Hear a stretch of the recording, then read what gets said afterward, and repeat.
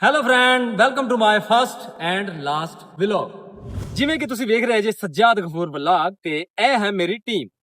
भाई यहाँ पे क्या हो रहा भाई। ਇਹਨਾਂ ਦੀ ਵਜ੍ਹਾ ਤੋਂ ਮੈਂ ਇੱਥੇ ਤੱਕ ਪਹੁੰਚਿਆ, ਵਰਨਾ ਮੈਂ ਕਿੱਥੇ ਲੱਗ ਜਾਣਾ ਸੀ। ਮੇਰਾ ਵਲੌਗ ਬਣਾਉਣ ਦਾ ਮਕਸਦ ਇਹ ਨਹੀਂ ਸੀ ਕਿ ਮੈਂ ਆਦੀ ਟੀਮ ਨੂੰ ਜ਼ਲੀਲ ਕਰਾਂ, ਕਿਉਂਕਿ ਇਹ ਹੈ ਹੀ ਇਸ ਕਾਬਲ। ਹੁਣ ਮੈਂ ਤੁਹਾਨੂੰ ਦੱਸਣਾ ਕਿ ਮੇਰਾ ਵਲੌਗ ਬਣਾਉਣ ਦਾ ਅਸਲ ਮਕਸਦ ਕੀ ਸੀ। ਅਸਲ ਮਕਸਦ ਸੀ ਵਿਊਜ਼ ਲੈਣਾ, ਜੋ ਕਿ ਮੈਨੂੰ ਨਹੀਂ ਆ ਰਹੇ। ਤੁਸੀਂ ਸਭ ਲੋਗ ਇਹ ਸੋਚ ਰਹੇ ਜੇ ਕਿ ਇਹ ਮੇਰਾ ਫਸਟ ਐਂਡ ਲਾਸਟ ਵਲੌਗ ਹੈ, ਲੇਕਿਨ ਨਹੀਂ, ਇਹ ਮੇਰਾ ਅੱਜ ਦਾ ਆਖਰੀ ਵਲੌਗ ਹੈ। ਕੱਲ ਮੈਂ ਨਵਾਂ ਬਣਾਵਾਂਗਾ। ਲੋ ਜੀ, ਇਹ ਸੀ ਮੇਰਾ ਐਵੇਂ ਦਾ ਵਲੌਗ। ਜਿਵੇਂ ਕਿ ਤੁਹਾਨੂੰ ਇਹ ਵਲੌਗ ਪਸੰਦ ਨਹੀਂ ਆਇਆ ਹੋਵੇਗਾ, ਇਵੇਂ ਦੇ ਵਲੌਗ ਮੈਂ ਬਣਾਉਂਦਾ ਰਵਾਂਗਾ।